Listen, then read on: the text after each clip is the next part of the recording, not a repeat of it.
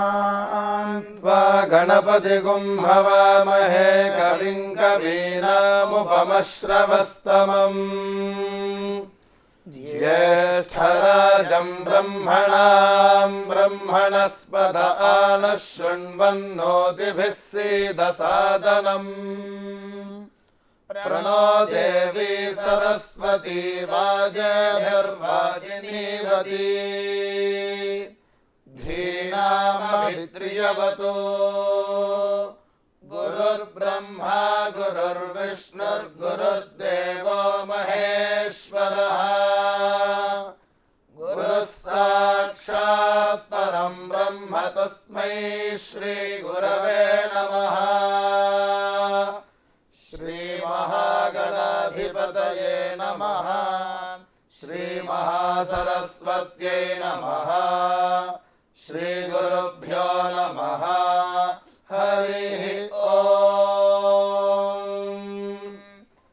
प्रातरग्निं प्रातरिन्द्रगुं हवामहे प्रातर्मित्रावरुणा प्रातरश्विना प्रातर्भगं पूषणं ब्रह्मणस्पतिं प्रातः सोममुत रुद्रगुं हुवेम प्रातर्जितं भगमुग्रगुं हुवेम वयं पुत्रमदितेर्यो विधर्ता आद्रश्चिद्यं मन्यमानस्तुरश्चिद्राजा छिद्यं भगं भक्षीत्याह भगप्रणेतर्भगसत्यराधो भगेमान् धियमुदवददन्नः भगप्रणो जनय गोभिरश्वैर्भगप्रणृभिर्नृवन्तस्यामा उदेदानीं भगवन्तस्यामोत प्रपित्व उत मध्ये अह्नाम् उतोदितामघवन् सूर्यस्य वयं देवानागुं सुमतो स्यामा भग एव भगवागुम् अस्तु देवास्तेन वयं भगवन्तः स्यामा तन्त्वा भग सर्व इज्जो हवीमि सनो भगपुर एता भवेह समध्वरायोषसो नमन्तदधिक्रावे वशुचये पदाय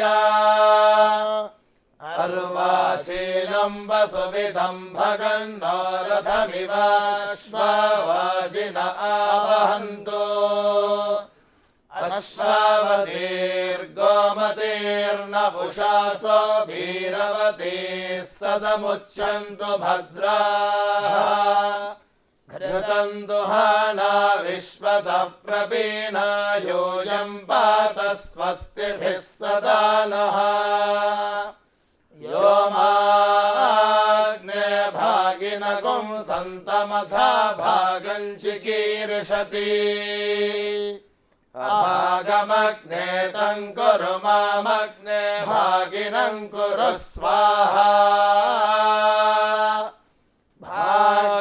भाग्यदेवतायै नमः। ॐ अग्निमीळे पुरोहितै यज्ञस्य देवमृत्विजम् होतारं रत्नधातामम् इषेत्वोर्जेत्वा वायवस्थो वायवस्थ देवो वः सविता प्रार्पयतु श्रेष्ठतमाय कर्मण आप्यायध्वमग्निया देवभागमोर्जस्वतीः पयस्वतीः प्रजावतीरणमीवा अयक्ष्मामावस्तेन ईशतमाघशगुं सो रुद्रस्य हेतिः परिवो वृणक्तुध्रुवा अस्मिन् गोपदौ स्यात् बह्वीर्यजमानस्य पशून् पाहि अग्नायाहि वीतये गृणानो हव्यदातये विहोता सत्सि बर्हिषि शन्नो देवीरभिष्टाय आपो भवन्तु पीतये शय्योरभिस्रावन्तु नः।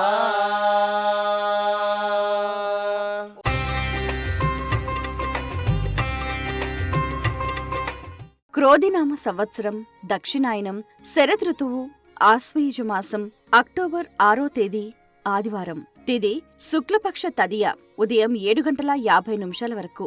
నక్షత్రం విశాఖ రాత్రి 12:10 వరకు. వర్జం లేదు. దుర్ముహూర్తం సాయంత్రం 4:23 నుండి 5:11 వరకు. శుభ సమయం మధ్యాహ్నం 2:24 నుండి సాయంత్రం 4:11 వరకు.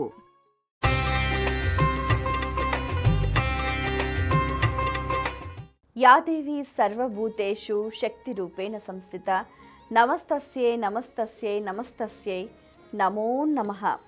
దేవి శరన్నవరాత్రిలో భాగంగా 4వ రోజున అమ్మవారు లలితా త్రిపుర సుందరీ దేవిగా భక్తులకు దర్శనమిస్తూ ఉంటుంది. చిదగ్నికుండ సంభూత దేవకార్య సముద్యత అంటూ భక్తులను ఉద్ధరించటానికి, భండాసురుడు అనే రాక్షసుని సంహరించటానికి చిదగ్ని నుండి ఉద్భవించిన మాత లలితా త్రిపుర సుందరీ దేవి. త్రిమూర్తుల కంటే కూడా అనాదిగా ఉన్న అవతారం కాబట్టి త్రిపుర సుందరి అని చెబుతూ ఉంటారు. అయితే ఇక్కడ చిత్ అంటే చైతన్యము, చైతన్యము అనే అగ్నికుడ నుంచి ఉద్భవించిన మాత ఆ మాత కాబట్టి ఆ విధంగా లలితా త్రిపుర సుందరీ దేవిని విశేషంగా చిదగ్నికుండ సంభూత దేవకార్య సముద్యత అని కూడా కీర్తిస్తూ ఉంటారు. ఎవరైతే ఈ అమ్మవారిని విశేషంగా ఆరాధిస్తూ ఉంటారో వారికి ఐశ్వర్య ప్రాప్తి కలగటమే కాకుండా దుఃఖ నివారణ, దారిద్ర్యం కూడా దూరమవుతుంది అని చెబుతూ ఉంటారు. లలితా త్రిపుర సుందరీ దేవి స్వరూపాన్ని గమనిస్తే ఒకవైపు సరస్వతీదేవి, మరొక వైపు లక్ష్మీదేవి వింజామర్లు వీచగా సమస్త దేవీ దేవతలు కూడా ఆ మంచపు కోళ్లుగా ఉండగా ఎంతోమంది దేవీ దేవతలు ఆమె చుట్టూ పరివారంగా కనిపిస్తూ ఉంటారు. ఈ విధంగా లలితా త్రిపుర సుందరీ దేవి సకల జనుల రక్షణ కోసం ఉద్భవించినట్టుగా మనకు గోచరం అవుతూ ఉంటుంది. ఈరోజు అమ్మవారికి కూడా లేత ఎరుపు రంగు చీరను సమర్పించి, లేత ఎరుపు రంగు పువ్వులను కూడా అమ్మవారికి సమర్పించి ఆరాధించాలి. ఈరోజు లలితా సహస్రనామ పారాయణ చేయటం ఎంతో శ్రేయోదాయకం. ఒక వ్యక్తికి తన జీవితంలో ఏవైతే కావాలో అవన్నిటినీ కూడా అనుగ్రహిస్తూ ఉంటుంది. అమ్మవారి వివిధ నామాలు, వివిధ స్వరూపాలని ఒకసారి ఈరోజు స్మరించడం వల్ల సర్వశ్రేయోదాయకంగా కూడా కనిపిస్తూ ఉంటుంది. ఆ అమ్మవారికి ఈరోజు విశేషంగా పాయసాన్నాన్ని నివేదించాలి. ఇక నవదుర్గా స్వరూపంలో అమ్మవారు ఈరోజు కూష్మాండాదేవిగా భక్తులను అనుగ్రహిస్తూ ఉంటుంది. కూష్మాండము అంటే గుమ్మడికాయ. అమ్మవారికి గుమ్మడికాయ బలి అంటే చాలా ప్రీతికరం అని చెప్తూ ఉంటారు. అమ్మవారు 8 హస్తాలతోటి దేదీప్యమానంగా కనిపిస్తూ ఉంటుంది. అమ్మవారు ఒక చేతిలో కమండలము, బాణము, ధనస్సు, కమలము, ఎంతో చక్కగా గద, పద్మముతోటి దేదీప్యమానంగా వెలుగొందుతూ ఉంటుంది.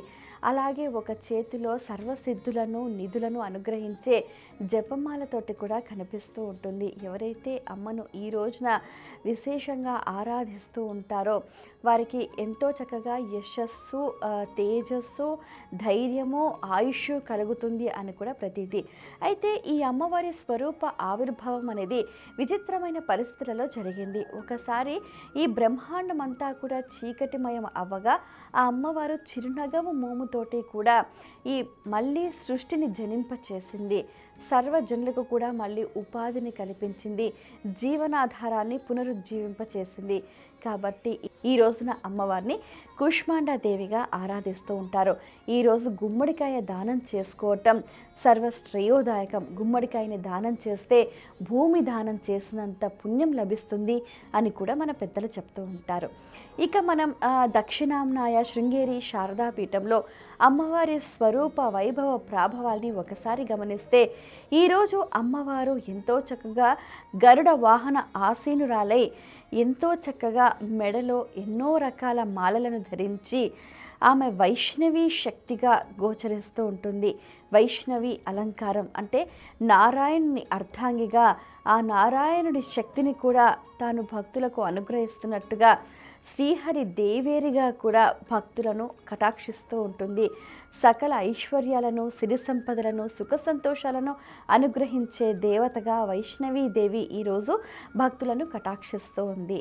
ఇక బతుకమ్మ సంబరాల్లో భాగంగా ఎంతో చక్కగా గునుగు పూలు, తంగేడు పూలు, బంతి పూలు, చామంతి పూలు వీటన్నిటిని కూడా అందంగా పేర్చి అందులో గౌరమ్మని ఉంచి ఈరోజు అట్లు బతుకమ్మ అంటూ కూడా సంబరాలు చేసుకుంటూ ఆడపడుచులంతా కూడా ఆ అమ్మవారిని ఆరాధిస్తూ ఆట పాటలతోటి కూడా సందడి చేస్తూ ఉంటారు. మరి ఈరోజు అమ్మవారికి నైవేద్యంగా అట్లు సమర్పిస్తారు.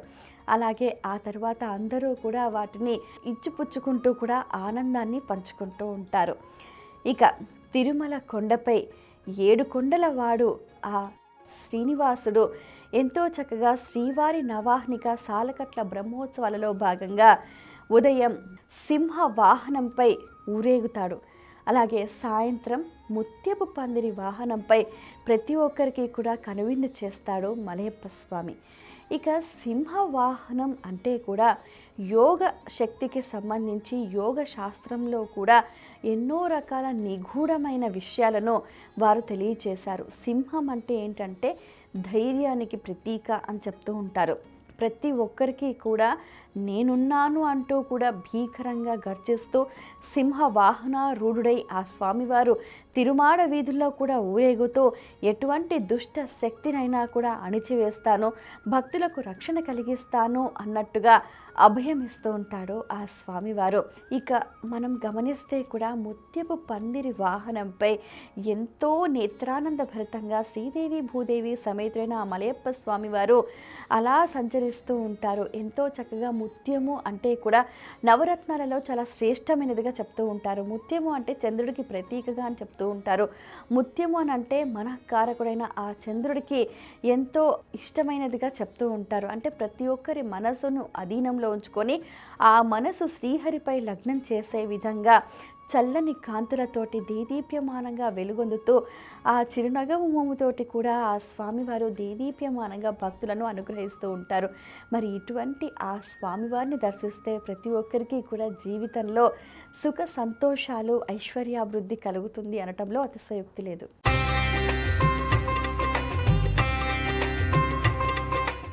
దశమహావిద్యల్లో 4వ అమ్మవారు భువనేశ్వరి అమ్మవారు. ఈ భువనేశ్వరి దేవతను భారాదేవత, అదేవిధంగా భూత ప్రేత పిశాచాలకు అధిపతి దేవతగా కూడా కొలుస్తారు. ఈ అమ్మవారి యొక్క దివ్య స్వరూపము శాంత స్వరూపముగాను, సౌమ్య స్వరూపంగాను అమ్మవారు మనకు దర్శనమిస్తూ ఉంటారు. ఈ అమ్మవారిని సాధన చేయటం వలన సాధకుడికి 3వ కన్ను తెరిచినంత శక్తి లభిస్తూ ఉంటుంది. సాక్షాత్తు ఈ అమ్మవారిని దర్శించుకోవాలన్నా, సాధన చెయ్యాలి అనన్నా అష్టమి రోజు అత్యంత ప్రీతికరమైనటువంటి రోజు భువనేశ్వరి మాతకు. ఈ భువనేశ్వరి మాత అమ్మవారిని సాధన చేసినటువంటి సాధకుడికి సిద్ధి పొందడము, అదే విధముగా తనకు 3వ నేత్రముతో అనేక దర్శన భాగ్యాలు కలిగేటువంటి యోగము కూడా పడుతుంది. అమ్మవారు నల్లటి రాయి పైన నీలిరంగు వస్త్రంతో ధారణతోటి అమ్మవారు పొడవాటి జడకురులతో దర్శనమిస్తూ ఉంటారు. కానీ ఇక్కడ అమ్మవారి యొక్క స్వరూపము చాలా శాంతంగా, సౌమ్యంగా దర్శనమిస్తూ ఉంటుంది.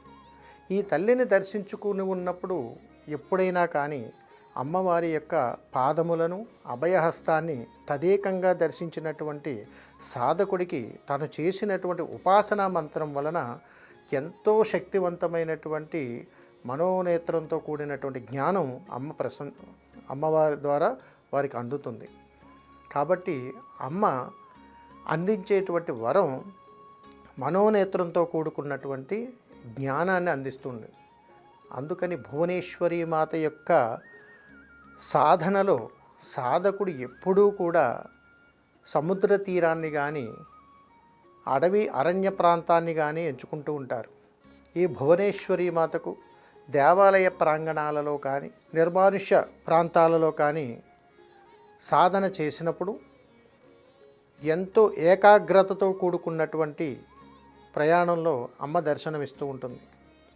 కానీ ఈ భువనేశ్వరి మాత అమ్మవారిని ఎవరు పడితే వాళ్ళకి, ఎలా పడితే వాళ్ళకి సాధన చేస్తే అమ్మవారి యొక్క సంకల్పాలు కానీ అమ్మ యొక్క అనుగ్రహం కానీ దక్కదు. ఈ సంకల్పం పొందినటువంటి సాధకుడి యొక్క అనుగ్రహముతోటి, అంటే మీరు గమనించాలి, ఎక్కడైనా కానీ దశమహావిద్యల్లో ప్రప్రథముగా సాధకుడికి మాత్రమే అనుగ్రహం దక్కుతుంది. ప్రతి ఒక్కరూ కూడా అమ్మవారిని ఉపాసన చేయగలిగితే, వారు సాధకులుగా మారగలిగినప్పుడు మాత్రమే ఈ యొక్క ఫలితాలు పొందేటువంటి అవకాశం ఉంటుంది. అందుకని ఎలాంటి నిర్దిష్టమైనటువంటి నియమ నిబంధనలతో కూడుకున్నటువంటి సాధన ఇందులో అవసరం లేదు.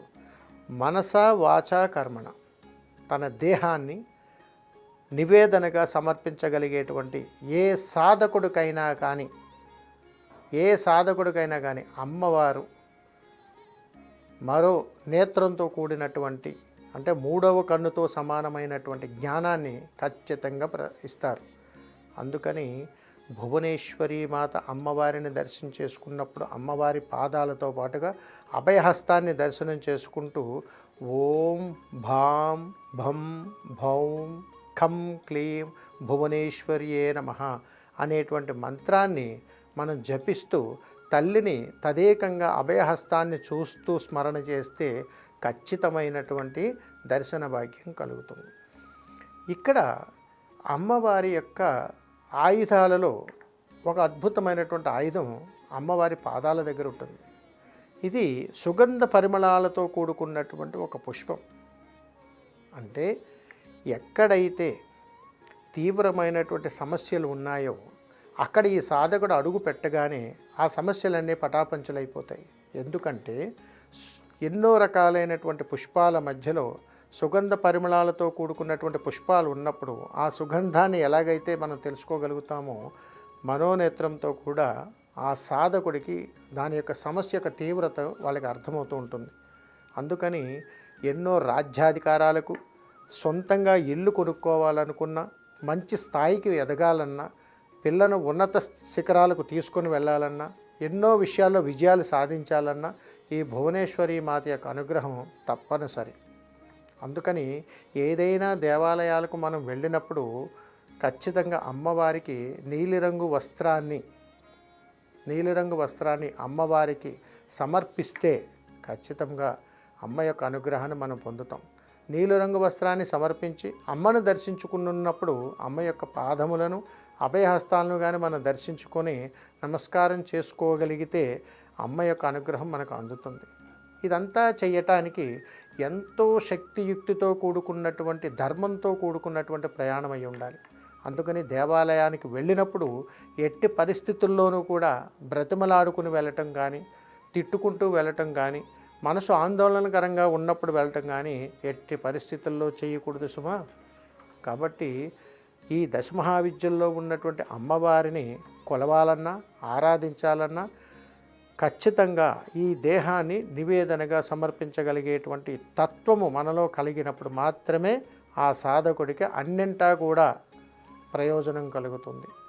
అందుకని సాధకుడు దశమహావిద్యల్లో ఉన్నటువంటి అమ్మవారిని ఆరాధించగలిగేటువంటి సాధకుడితో చేసేటువంటి ప్రయాణం చాలా విశేషమైనటువంటి ఫలితం ఇస్తుంది. కాబట్టి వారికి అమ్మవారు వాక్సిద్ధిని కూడా అమ్మవారు ఇస్తూ ఉంటారు. అందుకని ఎవరికైతే ఈ భువనేశ్వరి అమ్మవారి యొక్క ఉపాసన సిద్ధి పొందాలన్నా, సాధన అనుష్ఠానం దిగ్విజయంగా జరగాలన్నా ఖచ్చితంగా వారు తన యొక్క తంత్ర, అంటే తన యొక్క దేహాన్ని నివేదనగా సమర్పించగలిగేటువంటి సాధనాపరులై మాత్రమే ఉండాలి. అలాంటి వారికి ఈ తల్లి అనుగ్రహం ఎల్లవేళలా ఉంటుంది. సర్వేజన సుఖినో భవంతు. శుభం.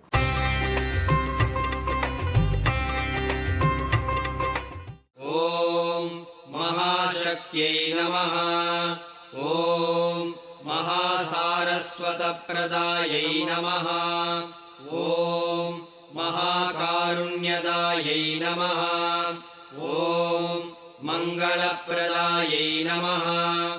దేవి శరన్నవరాత్రులలో అమ్మవారిని లలితా త్రిపుర సుందరీ దేవిగా విశేషంగా ఆరాధిస్తూ ఉంటారు. త్రిమూర్తుల కన్నా పూర్వం నుంచే ఉన్నది కాబట్టి త్రిపుర సుందరి అని కూడా పిలుస్తూ ఉంటారు. ఈ దేవియే శ్రీచక్ర అధిష్టాన శక్తిగా, పంచదశాక్షరి మహామంత్రాది దేవతగా కొలిచే భక్తుల్ని, ఉపాసకుల్ని విశేషంగా అనుగ్రహిస్తూ ఉంటుంది. లక్ష్మీదేవి, సరస్వతీదేవి ఇరువైపులా వింజామలతో సేవిస్తూ ఉండగా చిరుమందహాసంతో భక్తి పావనాన్ని చిందించే చెరుకుగడను చేతపట్టుకుని శివుని వక్షస్థలంపై కూర్చుని దేవి దేదీప్యమానంగా దర్శనమిస్తుంది. భండాసురుడు అనే రాక్షసుని సంహరించటానికి చిదగ్నికుండం నుంచి ఉద్భవించింది లలితాదేవి. ఆ దేవిని ఉపాసిస్తే ఎటువంటి దుష్టశక్తులైనా దూరమవుతాయి అన్నది ప్రతీతి. శ్రీమాత, శ్రీ మహారాజ్ఞి, శ్రీమత్ సింహాసనేశ్వరి, చిదగ్నికుండ సంభూత, దేవకార్య సముద్యత అంటూ కూడా ఆ అమ్మవారిని విశేషంగా స్తుతిస్తూ ఉంటారు. దేవి ఉపాసన అనేది దేశవ్యాప్తంగా విభిన్న రీతులలో ప్రాచుర్యం పొందింది. ఉగ్రమూర్తులుగా, సౌమ్యమూర్తులుగా అమ్మవారి స్వరూపాలు వేరైనప్పటికీ ప్రతి ఒక్కరి చేత శరత్కారంలో విశేషంగా ఆరాధనలు అందుకుంటున్నారు. రక్షణకి, ప్రతాపానికి ఉగ్రమూర్తులు, కారుణ్య ప్రేమ భావానికి సౌమ్యమూర్తులు, రెండు శక్తి తాలూకు వ్యక్త స్వరూపాలే. ప్రకాశించే ఆ శక్తినే దేవి అంటారు. అందుకే యాదేవి సర్వభూతేషు శక్తి రూపేణ సంస్థిత అంటూ ప్రతి జీవిలో ఉన్న ఆ శక్తిని విశేషంగా ప్రస్తుతిస్తూ ఉంటారు. సమస్త విశ్వాన్ని నడిపేటప్పుడు అదే శక్తి అనంతమై, అపరిమితమై భాసిస్తూ ఉంటుంది. ఎన్నో వేదమంత్రాలు, ఎన్నో ఉపనిషత్తులు, ఎన్నో పురాణాలు అమ్మలగన్న అమ్మ, ముగురమ్మల మూలపుటమ్మను విశేషంగా పలు నామాలతో, స్తోత్రాలతో కీర్తించారు. దేవ్య ఉపనిషత్తు, దేవ్య అథర్వ శీర్షం అనే వేద భాగాలు కూడా ఉన్నాయి. ఆ లలితా త్రిపుర సుందరీదేవి అనుగ్రహాన్ని ఎవరైతే పొందుతారో వారికి వారి జీవితంలో అంతా సుఖశాంతులు నెలకొంటాయన్నది ప్రతీతి. ఓం మహాశక్త్యై నమః. ఓం మహాసారస్వతప్రదాయై నమః. ఓం మహాకారుణ్యదాయై నమః. ఓం మంగళప్రదాయై నమః.